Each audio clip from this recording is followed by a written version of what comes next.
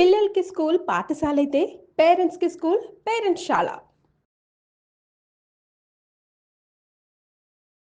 నమస్కారం, welcome to Suman TV. నేను గీతాంజలి. ఇవాళ మనతో పాటు ఉన్న అతిథి శ్రీ విద్యాపీఠం వ్యవస్థాపకులు, గత 45 సంవత్సరాలుగా శ్రీ విద్య ఉపాసనతోటి ఎంతో మందికి మంత్రోపదేశాన్ని చేసిన శ్రీ గురు కరుణామయ్య గారు ఉన్నారు.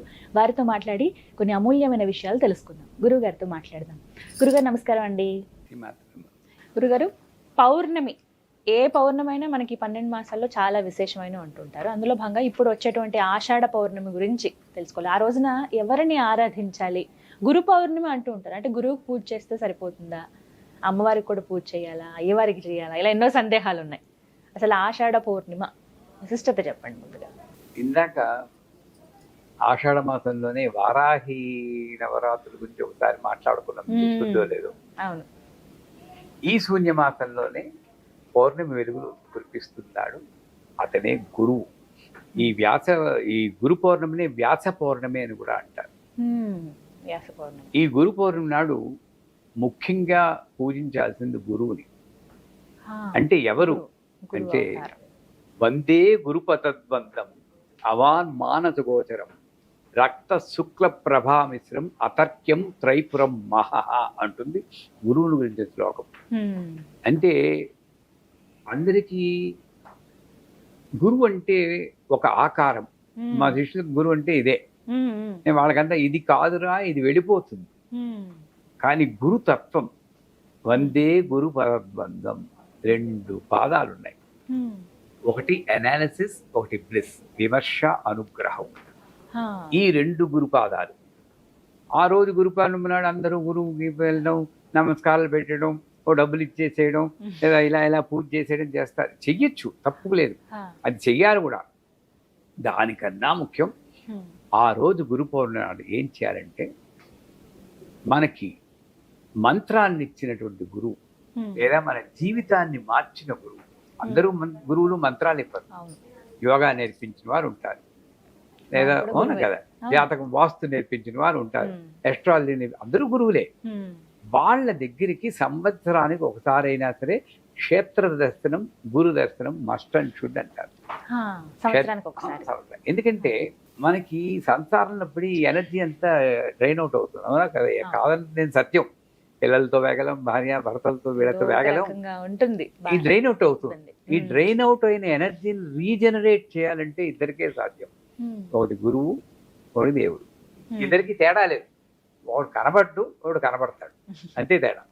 అంచేత కనబడిని దేవుణ్ణి క్షేత్రంలోకి వెళ్ళి దర్శించుకుంటాం. ఎందుకు ఆ క్షేత్రం? ఆడికి వచ్చేటప్పుడు వేలాది మంది తిరుపతి గోవిందా గోవిందా గోవిందా తప్పితే ఎక్కువగా మాటలు వినడం.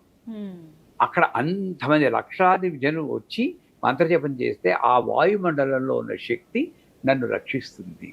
అంచేత సంవత్సరానికి ఒకసారి వెళ్ళి అక్కడ రీజనరేట్ చేసుకుని ఆయనది మళ్ళీ ఇక్కడికి వచ్చాక డ్రైన్ అవుట్ అవుతాం. లేకపోతే చాలా డిప్రెషన్స్ వస్తాయి. అలాగే సంవత్సరానికి ఒకసారి నాకు మంత్రాన్ని కానీ విద్యని కానీ బోధించిన గురువు, ఆ గురువు ఎక్కడున్నా సరే, నేను ఒకప్పుడు అమెరికాలో ఉంటాను, అక్కడ ఉన్న వాళ్ళందరూ రావాల్సిందే. కొంతమంది ఇప్పుడు గురు పౌర్ణమికి అమెరికా నుండి, బ్రెజిల్ నుండి, రష్యా నుండి వస్తున్నారు. ఎందుకంటే చెప్పాను, నేను మంత్రం ఇచ్చిన వాళ్ళందరూ నన్ను వచ్చి చూడండి అర్రా, మళ్ళీ ఇది వెళ్ళిపోవచ్చు, ఉన్నప్పుడే నువ్వు చూడాలి అని. ఆ గురువుని దర్శించుకుని గురుమండల పూజ అని ఉంటుంది. ఆ గురువుకి అష్టోత్తరాలు ఏవో ఉంటాయి, లేదా ఆ గురువుకి నమస్కారం పెట్టి అక్కడ కూడా గురు పౌర్ణమి నాడు అందరూ నా కాళ్ళు పట్టేసుకుంటారు. ఆ గురువుని కాళ్ళు పట్టుకోవాల్సింది అసలు నెసెసిటీ, ముట్టుకోక్కర్లేదు. ఈ 2 చేతులు నేల మీద ఆంచి, ఈ నుదురు నేల మీద ఆంచి, మోకాళ్ళ మీద ఇలా ఉండాలి కనీసం గురు పౌర్ణమి నాడు. ఇప్పుడు ఏమవుతుంది, ఇందాక చెప్పారు వందే గురు పదద్వందం. నా ముందున్న ఉన్నట్టు వ్యక్తి నేను ఆరాధించే దేవతతో సమానం. నేను అప్పుడు ఓం నమ శివాయ అనుకున్నానంటే ఆ శివుడి యొక్క శక్తి ఈ వ్యక్తిలో వెళ్ళి ఇలా వెళ్ళి ఈ కాళ్ళ ద్వారా, ఈ భూమి ద్వారా నా నుదుటికి వస్తుంది. ఇది నన్ను రక్షిస్తుంది. అంటే గురువు ఆకారంలో కాదు, గురు తత్వంలో నేను దర్శించాలి. వందే గురు పదద్వంతం అవాన్ మానస గోచరం. వాక్కుతో కానీ ఆలోచన కానీ లొంగని వాడే గురువు. నువ్వు ఎన్ని చెప్పు గురువుని నువ్వు కొలవలేవు. ఎన్ని మంత్రం ఎన్ని వేల సార్లు చెప్పినా అది కొలమానం కాదు. అవానుమానుల గోత్రం రక్త శుక్ల ప్రభా మిశ్రం. ఆ గురువు ఏం నేర్పిస్తాడంటే నీకు త్యాగం నేర్పిస్తాడు. రినౌన్సియేషన్ అంటే వదిలేయడం కాదు, నాకున్నది 10 మందితో పంచుకుని గుణం నేర్పిస్తాడు. రక్తం చైతన్యం ఇస్తాడు. శుక్ల అంటే జ్ఞానం. ఈ రెండు కలిసిందే గురువు. మూడో ఆఖరి వాక్యం చాలా ముఖ్యం. అతర్క్యం త్రైపురం మహః. నేను ఒకడిని గురువు అనుకున్నా అంటే ఒకళ్ళు ఎవడో ఆడవాడు మగవాడు గురువు అనుకుంటారు, ఇంకా తర్కం లేదు. ఇప్పుడు వాళ్ళందరికీ ఏంటంటే గురువు అయినా భగవంతుని నన్ను రక్షిస్తేనే గురువు, నా సమస్యలు పోతేనే గురువు, లేకపోతే వాడు గురువు కాదు. జంప్ చేయాలని ఇంకో గురువు పడుకో, ఈ గుడి కాకపోతే ఇంకో గుడి, ఈ గుడి ఆ గుడి కన్నా పవర్ఫుల్. ఈ మాయలో పడి కొట్టుకుంటున్నాం. కానీ నేను ఒకళ్ళని నమ్ముకుంటే నా జీవితం అక్కడే. నా గురువు అంతే. ఆ గురువు అమృతానంద సరస్వతి వారే నా నాథ సరస్వతి వారు నా గురువు అంతే. రక్షించేడా రక్షించలేని బుర్ర ఉపయోగించాలిస్తే ఆయన గురు మంత్రం ఇవ్వడమే రక్షణ. అలా అనుకుని అతర్క్యం త్రైబ్రహ్మ, అంత సర్వస్య శరణాగతి ఉండాలి. అందుకే ఓషో ఒకసారి చెప్తాడు, మీరు నాకు సరెండర్ అవ్వండి నేను రక్షిస్తానన్నాడు. నెక్స్ట్ డే మీరు నన్ను సరెండర్ అయినా కూడా నేను చేసేది ఏమి ఇంకేం లేదు, నా పని అయిపోయింది అన్నాడు. ఈ వింటున్న ఒక అమెరికన్ కోపం వచ్చింది. ఏమైనా ఎంత గురువు అయినా మీరు చెప్పడానికి లిమిట్ ఉంది, నిన్నే కదా రక్షిస్తా అన్నారు, ఇవాళ రక్షించలేదన్నా. ఈ గురు పౌర్ణమి నాడు అందరూ తెలుసుకోవాల్సింది ఏంటంటే సరెండర్ అంటే నువ్వు అనేది లేకుండా సరెండర్ అవ్వాలి. ఆ నువ్వు లేకపోతే ఇంకా నేను నిన్ను రక్షించడం ఎక్కడుంది ఆయన, నువ్వు సరెండర్ అయిపోతే నువ్వు ఉండవు కదా, ఇంకా రక్షించడం లేదంట. అంతలాగా సరెండర్ అయ్యి ఆ గురువుని పూజించి, 2 రకాలుగా గురువుని పూజించాలి. ఒకటి మంత్రం ద్వారా చేస్తారు ఆ రోజు, కానీ బయటకు వచ్చాక గురువు ఏం నేర్పించాడో. ఇప్పుడు నేను ఈ స్టూడియోకి వచ్చి ఇవన్నీ ఎందుకు నేర్పిస్తున్నాను, గురువు నాకు చెప్పాడు. ప్రపంచమంతా చుట్టి ఈ విద్యని అందరికీ చెప్పు నాయన. అలా గురువు బతుకుతాడు. ఆయన వెళ్ళిపోయినా ఈ విద్య ద్వారా బతుకుతూ ఉంటాడు. అలా గురువుని నిలపగలిగి అందరికీ ఆ విద్యను బోధిస్తూ ఆ తత్వాన్ని అందరికీ పంచుతూ ఉంటే అది నిజమైనటువంటి గురుసేవ. అది చేయగలిగితే గురు పాదుకలను ఉంటాయి. ఆ పాదుకలను పెట్టుకుని ఆ పాదుకల్లో కూడా చెక్క ముక్కలలాగా ఊహించకుండా గురుపాదాల్లో ఊహించిన ఇది ఒకటి విమర్శ. విమర్శ అంటే ఏంటి, ప్రపంచాన్ని విమర్శించడం కాదు, ఆత్మ విమర్శ, సెల్ఫ్.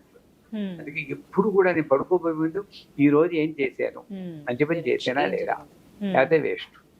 ఆ విమర్శ చేసుకోవడం ఒకటి గురుపాదుకం. రెండోది అనుగ్రహం. నాకు ఎలా ఉన్నా సరే, వెనుక నొప్పి వచ్చినా సరే అది అనుగ్రహమే, ఎందుకంటే పడిపోలేదు పూర్తిగా, ఈ నొప్పితో పోయింది.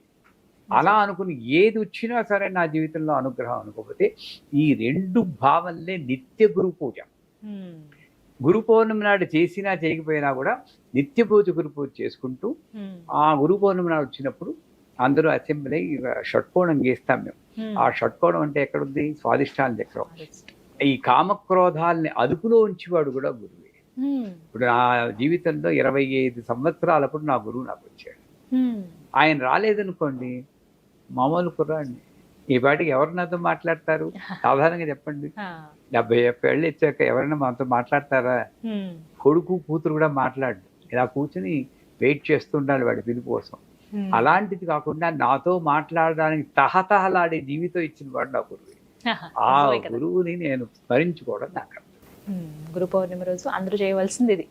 అయితే క్షేత్ర దర్శనం, లేకుంటే వారి గురువు ఎవరైతే ఉన్నారో వాళ్ళని వెళ్ళి దర్శించుకుని రావటం అనేది చాలా చక్కగా వివరించారు. అంటే సాధారణంగా చెప్పేది ఈ మంత్రం జపించమను ఇవన్నీ ఇలా చెప్తారు, కానీ మీరు అసలైన పరమార్థం ఇలాగే కదా దొరుకుతుంది అనేది చక్కగా వివరించారు గురుగారు. నమస్కారం అండి. సుమన్ టీవీలో మీ పర్సనల్ అండ్ బిజినెస్ ప్రమోషన్స్ కోసం కింది నెంబర్కి కాంటాక్ట్ చేయండి.